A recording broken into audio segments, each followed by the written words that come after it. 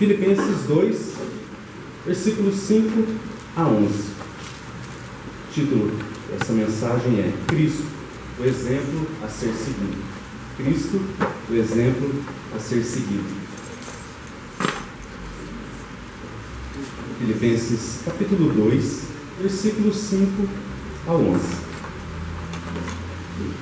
Diz assim: Tende em vós o mesmo sentimento que houve também em Cristo Jesus, pois ele, subsistindo em forma de Deus, não julgou como usurpação o ser igual a Deus.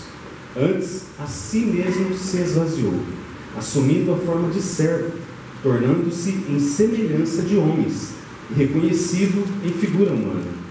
A si mesmo se humilhou, tornando-se obediente até a morte e morte de cruz.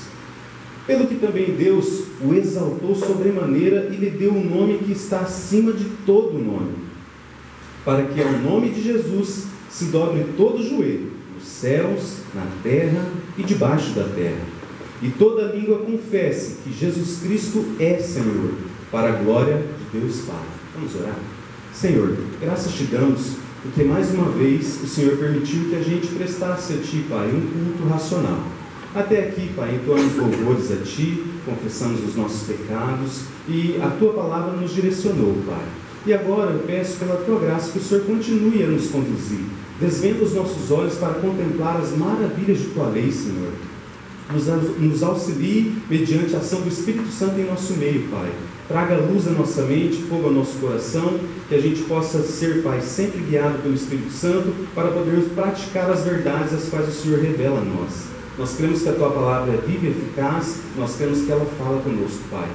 Seja agora a Tua palavra centralizada em nossas vidas, que agora o Senhor possa nos conduzir, Pai, tirando toda a ansiedade, toda a preocupação no dia de amanhã, toda a conta que ainda tem que pagar, que tudo isso a gente venha deixar de lado e que o nosso foco, a nossa mente, esteja nas coisas lá do alto, Pai. Se conosco essa nossa oração, em nome de Jesus e para a Tua glória, Senhor. Amém. Amém.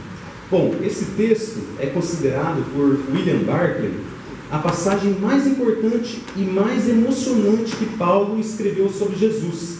Paulo aqui faz uma das mais altas reflexões teológicas acerca de Cristo. Devemos nos recordar que Paulo gosta de ser teológico, mas também prático. Para ele, teologia e ação andam juntas.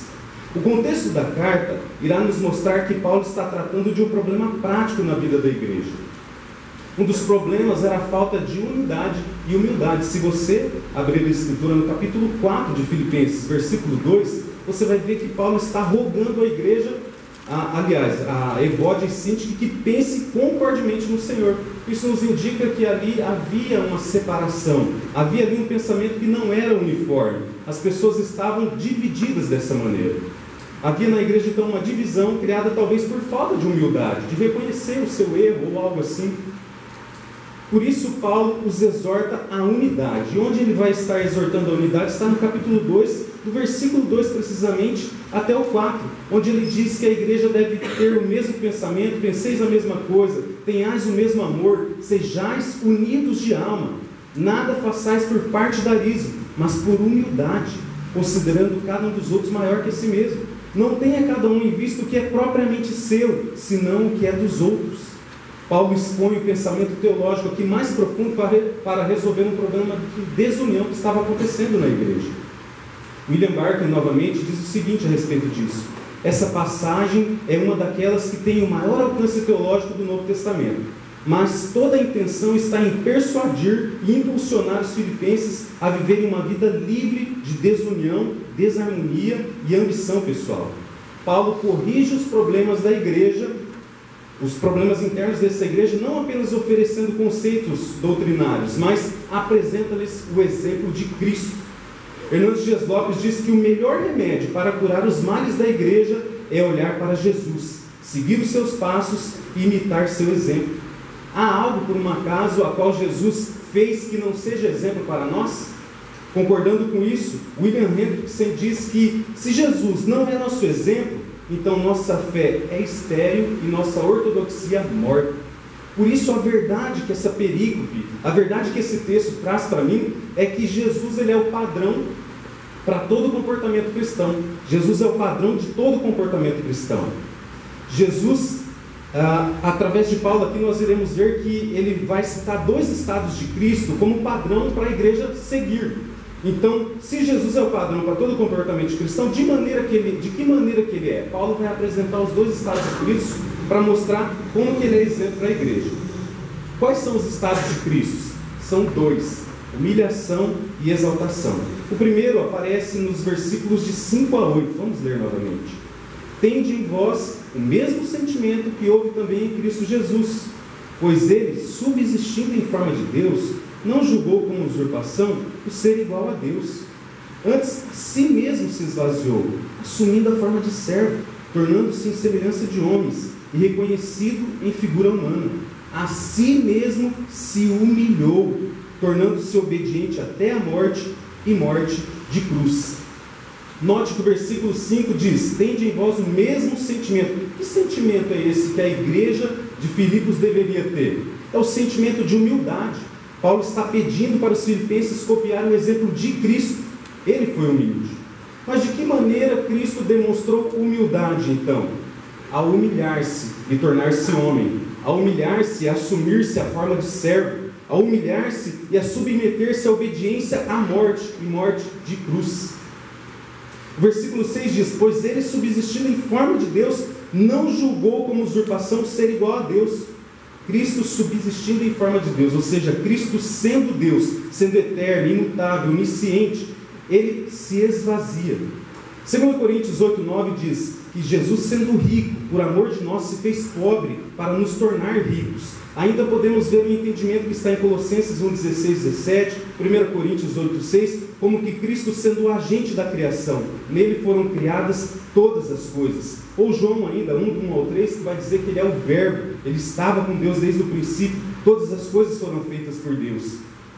Mas ele não julgou, ele não considerou sua igualdade com Deus algo a qual ele deveria se apegar, mas ele se esvazia. Por isso que o versículo 7 diz: antes a si mesmo se esvaziou, assumindo a forma de servo, tornando-se em semelhança de homens, e conhecido em figura humana. Por que foi uma humilhação Cristo se tornar homem? Imagine só, ele sendo completo em si mesmo, agora ele tem que se esvaziar. Ele recusa se apegar à forma plena de Deus, mas ele agora vem e encarna entre nós, como um de nós.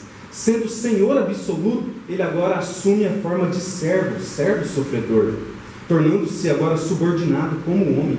Sendo Deus imutável, um Deus que não muda, ele torna-se agora reconhecido em figura humana. Ele tem que nascer, crescer, ele sofre, ele passa fome, sede, ele envelhece. Tudo isso acontece como um Deus imutável. Versículo 8 diz: a si mesmo se humilhou, tornando-se obediente até a morte, e morte de cruz. O breve catecismo de Westminster, na pergunta 27, pergunta: em que consistiu a humilhação de Cristo? E responde: a humilhação de Cristo consistiu em ele nascer, isto em condição baixa, feito sujeito à lei, em sofrer as misérias desta vida, a ira de Deus, e amaldiçoado morte de cruz, em ser sepultado e permanecer debaixo do poder da morte durante certo tempo. Ou seja, o catecismo descreve aqui aqueles que são os 4 estágios do estado de humilhação de Cristo. Esses estágios são encarnação, sofrimento, morte e sepultamento. Veremos cada um deles. Primeiramente, a encarnação. Pela encarnação, Cristo se tornou membro da raça humana. Podemos analisar isso em Isaías 7,14, Mateus 1,20 e Lucas 1,34.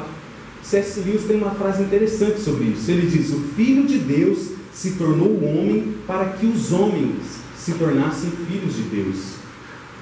Sendo Deus eterno e imutável, ele tem de nascer e crescer. Você já parou para imaginar que o Deus que não precisava de nada, agora nasce e ele tem que ser amamentado por Maria?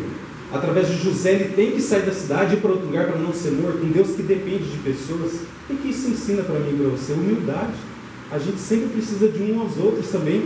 O Deus que precisa de pessoas. Sendo onipotente, ele se torna dependente dos cuidados humanos. O Deus menino, nos braços de Maria, estava sustentando todo o universo. Ao mesmo tempo, ele nunca deixou de ser Deus. É a dupla natureza de Cristo. Deus homem, mas como um homem limitado, como nós. teve que crescer, teve que se desfazer de toda a sua grandeza. É o Deus que se revela se escondendo. Um Deus tão pleno que agora tem que reduzir-se de tal maneira que a gente possa entendê-lo. De que maneira que a gente entende? Quando Ele se torna um de nós e Ele passa pelas mesmas dificuldades que nós passamos. Você já parou para pensar que o primeiro passo do menino Jesus já foi em direção à cruz? Ele já sabia qual o direcionamento que ele tinha?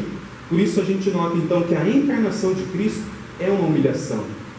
Um Deus todo-poderoso ter que se tornar um de nós, um Deus imutável, alguém que não estava preso a tempo e a espaço, agora tem que ser limitado a tempo e a espaço e a ter que crescer. Então, esse primeiro estágio de encarnação é uma humilhação para Deus.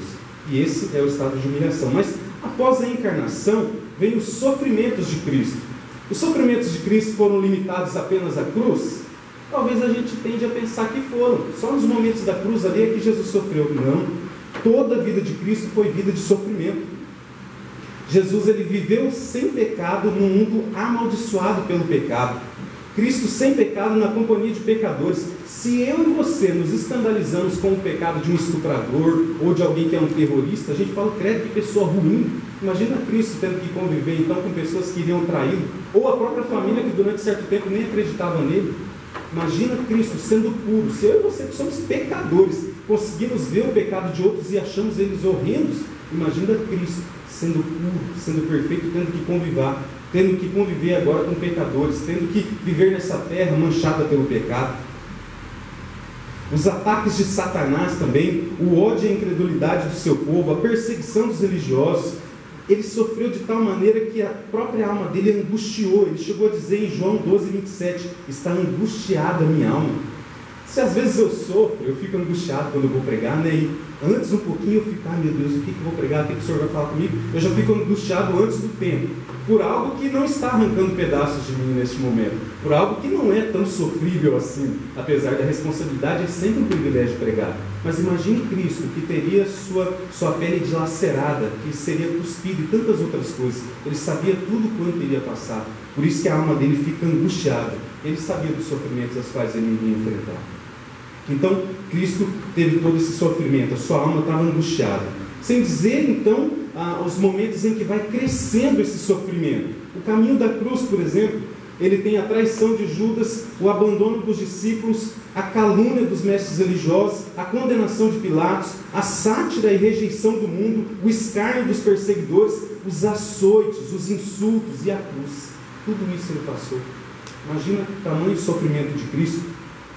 Então, chegando ao Gólgota, ele é pregado na cruz. Porém, pior do que a dor de sofrimento físico, foi a dor na alma. Jesus carregou pecados. Sendo ele puro, carregou os pecados de todos os eleitos.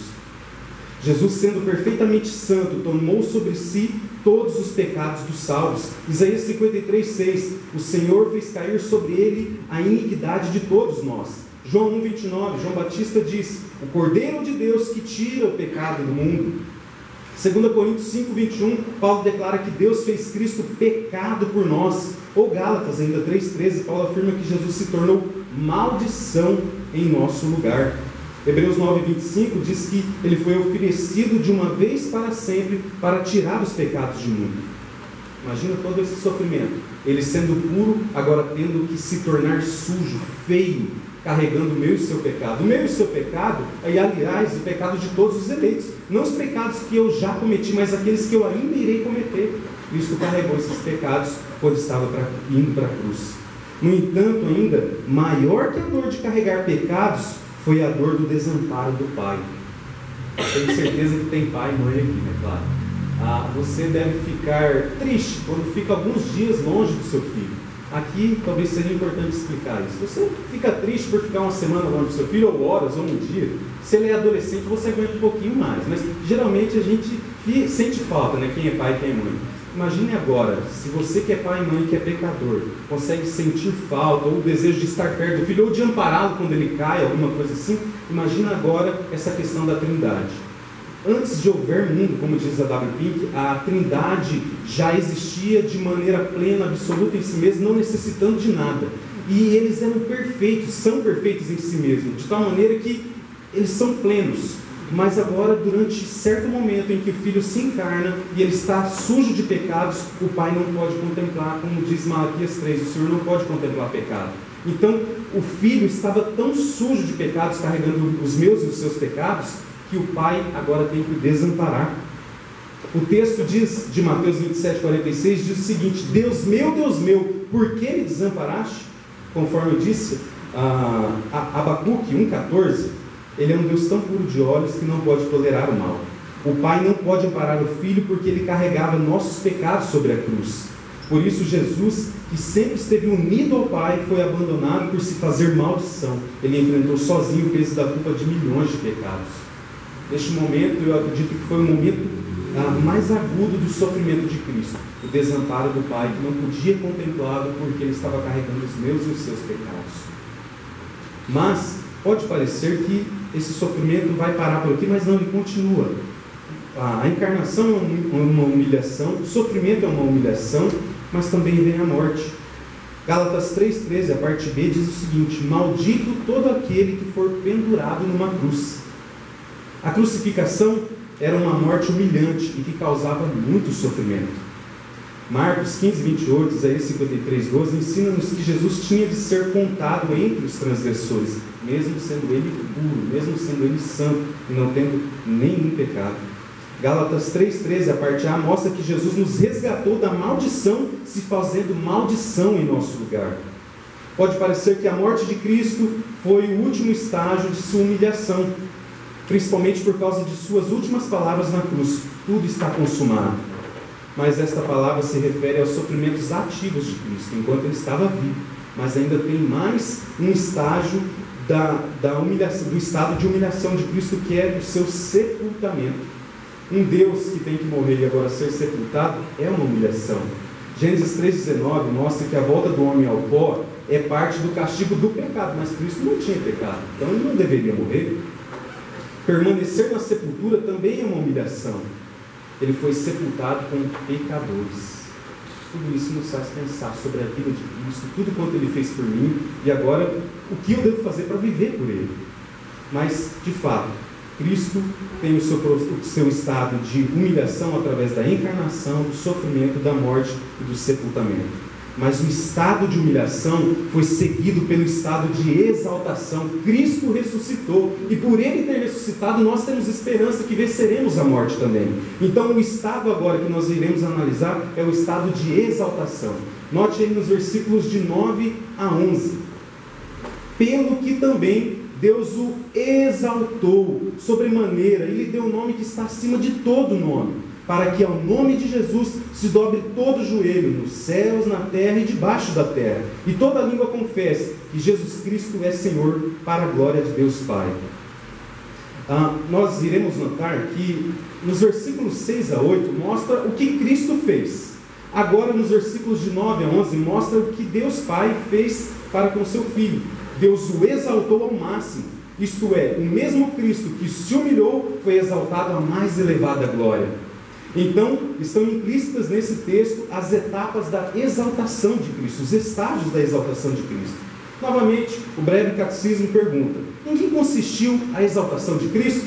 E responde: a exaltação de Cristo consiste em que ele ressurgiu dos mortos no terceiro dia, em subir ao céu e estar sentado à mão direita de Deus Pai, e em vir para julgar o mundo no dia final. Então, o primeiro estágio da exaltação de Cristo é a sua ressurreição. A ressurreição é uma obra de Deus, conforme diz Filipenses 2,9.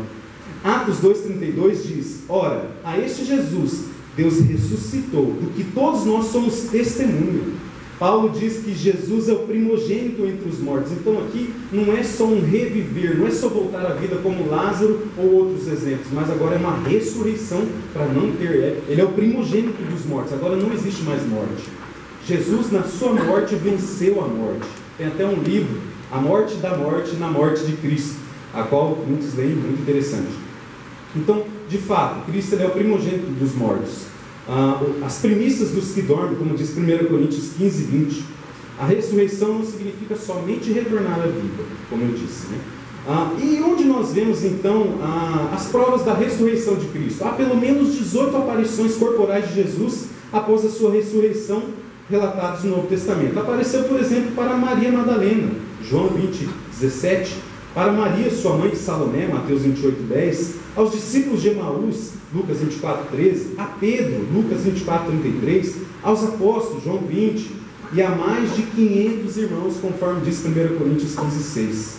Irmãos, se Cristo não ressuscitou, é vã a nossa pregação, é vã a nossa fé, e ainda permanecemos no pecado.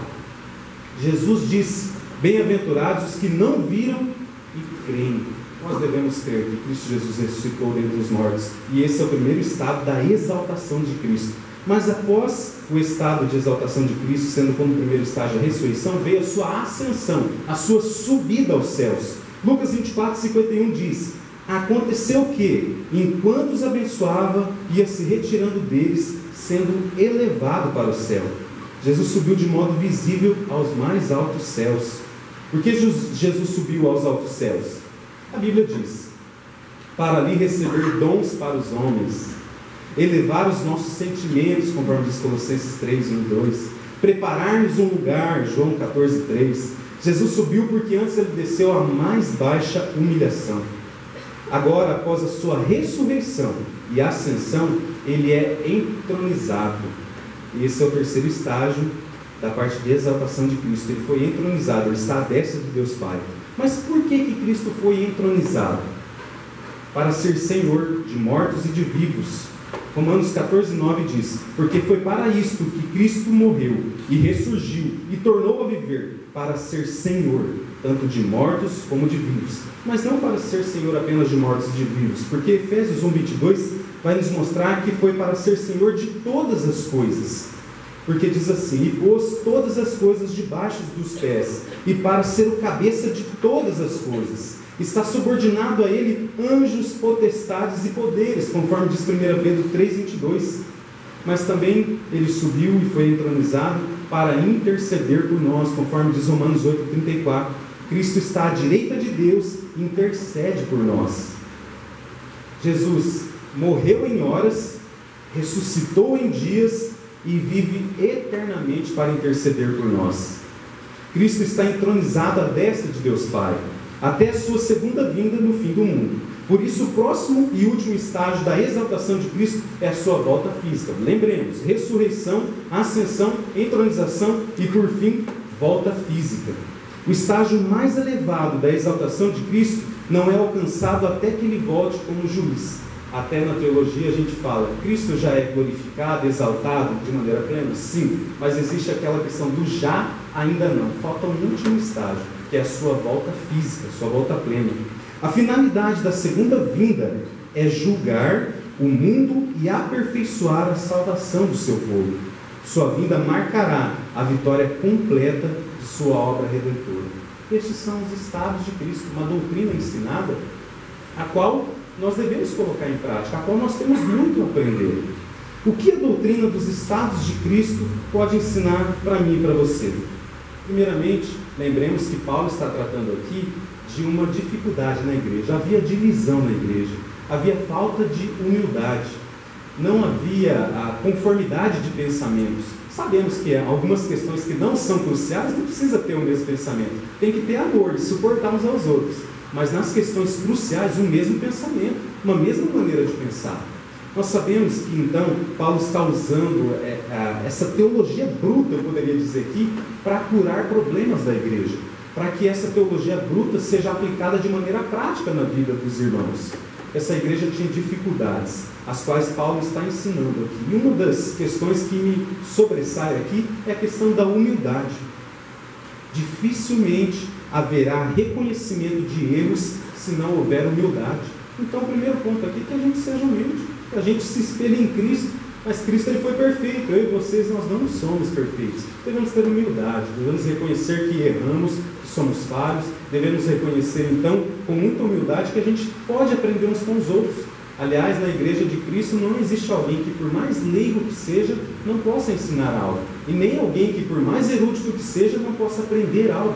Sempre podemos aprender uns com os outros, sempre temos a aprender. A gente tem que entender que é impossível uma pessoa cheia de si encher-se de Cristo. Para uma pessoa que é cheia de si, uma pessoa cheia de egoísmo, dificilmente ela vai conseguir ser cheia de Cristo. Então, a humildade faz com que a gente se torne cada vez mais vazio de nós mesmos e mais cheio de Cristo.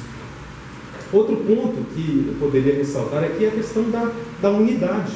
Uma frase de Herman Bavinck diz o seguinte: Cristo nunca, nem por um momento, viveu para si mesmo, mas sempre para a sua igreja, e deixou-lhe o exemplo, para servi-la e para dar resgate por muitos, e comunicar a ela graça e verdade, sua luz e sua vida. Então aqui a gente entende que a gente não deve viver para nós mesmos. Na questão da unidade, é sempre importante olhar para o meu próximo, e Paulo até nos ensina aqui a olhar para o meu próximo como alguém superior a mim.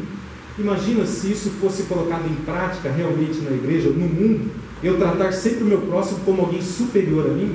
Haveria sempre educação, todo mundo seria gentil uns com os outros, todo mundo daria bom dia, todo mundo iria cumprimentar, ajudar uns aos outros. Se o cristianismo for posto em prática, o mundo se torna muito melhor. Então, como é importante a gente entender a questão da unidade, tratando o nosso próximo como alguém superior a nós. O que está te impedindo hoje de estar mais unido à igreja, já que estamos falando de unidade? Mais unido aos departamentos da igreja, por exemplo? Se a gente não tem humildade para perceber que a gente pode aprender com os departamentos, estando mais unido à igreja, isso talvez está demonstrando uma anomalia em nós. Já sei tudo, não preciso de mais nada, não preciso andar com esse povo. Na verdade, a gente tem que ter unidade, a gente sempre está junto. Certo autor já disse uma vez que tem duas coisas que não dá para fazer sozinho, e eu tenho notado isso. Uma delas é se casar, a outra é ser cristão. Não tem como fazer isso sozinho. A vida cristã, a salvação ela é individual, mas a vida cristã ela é em grupo. Nós, sozinhos, somos tão igreja quanto um tijolo é uma casa. Não tem como. Sozinhos não somos igreja. Mas quando estamos no corpo, aí sim, estamos inseridos no corpo. Então, para isso é necessário a gente ter unidade. A gente está vindo com tudo aí, trabalhando a UMP. Venha, participe, vamos estar juntos. Tenho certeza que você pode ensinar algo, tenho certeza que você pode aprender algo também. Os outros departamentos da igreja também, envolvam-se, vamos estar juntos. A gente demonstra o exemplo de Cristo estando em unidade com a igreja. Outra coisa que eu posso aprender aqui nesse sermão é a questão do ânimo. Pobre de mim, ao olhar para a cruz, achar meus sofrimentos pesados demais. Ao olhar para a cruz, a mim pertence o corar de vergonha. Ali foi o sofrimento real. O que eu sofro nessa vida? E eu vejo pessoas que sofrem muito mais do que eu, aliás. Pobre de mim, ao ficar olhando para mim mesmo, porque essa é a dificuldade de quem às vezes se torna um pouco egoísta ou olha só para si. Ele não vê que tem pessoas com problemas muito maiores. E que talvez até nessa busca de ajudar o problema dos outros, o nosso problema pode ser solucionado também. Aqui eu aprendo a ter ânimo. E aprendo que a vida aqui na Terra, realmente, como Cristo disse, é pegar uma cruz, é sofrimento mesmo, é dificuldade. Augusto Nicodemos fala que nós somos como ovelhas indo para o matadouro. Não vai ter. Se você pensa que o cristianismo é só um mar de bênçãos, um mar de rosas, é só bênção, você está na religião errada, procura outra. Aqui é luta mesmo, mas também é vitória, porque Cristo venceu o mundo. Por mais que a gente sofra aqui nessa terra, tudo nos será recompensado no primeiro instante lá no céu. Por mais que a gente passe vida de luto, vida de dificuldades, de ansiedades ou de tormentas no corpo e tantas outras dificuldades, a gente tem que lembrar que o céu recompensará toda a dor causada aqui na terra. O céu recompensa isso. Deus é perfeito galardoador. Isso gera um ânimo para nós, né? Cristo disse que no mundo nós teríamos aflições, mas também disse para termos bom ânimo. Ele venceu. Como eu disse, não existe sofrimento aqui na terra que o céu não possa recompensar. E acima de tudo, eu vejo que traz esperança para a igreja esse ensinamento, porque traz a ideia de que Cristo vai voltar. O mundo não está ao léu, o mundo não está correndo sozinho. Deus tem um propósito em todas as coisas. Por mais que eu e você olhemos para o mundo e a gente analise e vê caos do mundo, Deus, de uma maneira soberana, permite tudo quanto está acontecendo para que lá no fim dos tempos, somando tudo isso que aconteceu, que parece que é desgraça atrás de desgraça, dificuldade, o pecado imperando, lá no fim, na conta de Deus, isso vai gerar mais glória para Ele. O fim último meu e seu, primeiramente, é glorificar Deus, depois de se alegrar nele. Nós devemos glorificar Deus em todas as circunstâncias, mas isso traz esperança. Como Billy Graham dizia, olha, fica tranquilo, eu li a última página da Bíblia, terá um final feliz. estados de Cristo nos ensina isso, nos ensina humildade, unidade, ânimo e esperança. Por mais que tenhamos dificuldades aqui, nós temos esperança que Cristo vai vir. Por mais que esse corpo venha se corroer, venha a entrar no estado de putrefação, nós sabemos que Cristo irá voltar e restabelecer todas as coisas. Essa deve ser a nossa esperança. Que Deus fale com você através desse sermão e que os estados de Cristo realmente levem nós a vivermos um estado de vida diferente ao qual vivíamos antes. Que essa palavra realmente gere vida em nosso coração e que a gente possa aplicá-la. Gostaria de orar com vocês, pedindo a graça de Deus. Senhor, mais uma vez, Pai, a Tua palavra foi pregada. E eu dou graças a Ti, porque primeiramente o Senhor tem falado comigo através desse texto, Pai. E o meu desejo era passar isso para com a igreja também. Senhor, se há todavia alguém aqui que ao ouvir tudo isso não entendeu nada, Pai, eu me recordo de João capítulo 10, que as Tuas ovelhas ouvem a Tua voz. E hoje a Tua voz é ecoada quando a Bíblia é explicada de maneira coerente, fiel. O Senhor usa pessoas para propagar a Sua voz. Se houve alguém aqui que não entendeu, peça misericórdia para Deus, para que da próxima vez você consiga ouvir a voz de Deus e venha ser arrebanhado para Ele e que Ele seja o seu bom pastor. Todavia, se tem alguém aqui que já é ovelha de Cristo, mas que talvez está andando em outros pastos e ouviu essa mensagem, talvez estava com a vida meio torta, Senhor, que o Senhor coloque no coração dela que ela é filho, que ela é ovelha, não tem para onde correr. É estar aqui mesmo, é estar em unidade, é buscar cada dia mais o exemplo de Cristo, se humilhando, é voltar e estar em plena comunhão com o Pai. Então, que possa, Senhor, essas pessoas realmente entender esse texto, entender essa verdade e buscar a ter comunhão com a igreja, comunhão com os irmãos. Aquelas ovelhas que ouviram e já estão aplicando isso, que continuem aplicando, Pai. Essa é a minha oração, pedindo a graça do Senhor sempre em nossas vidas, Pai. Que a gente não seja somente ouvintes, mas praticantes da Tua verdade. Essa é a nossa oração, em nome de Jesus. Amém.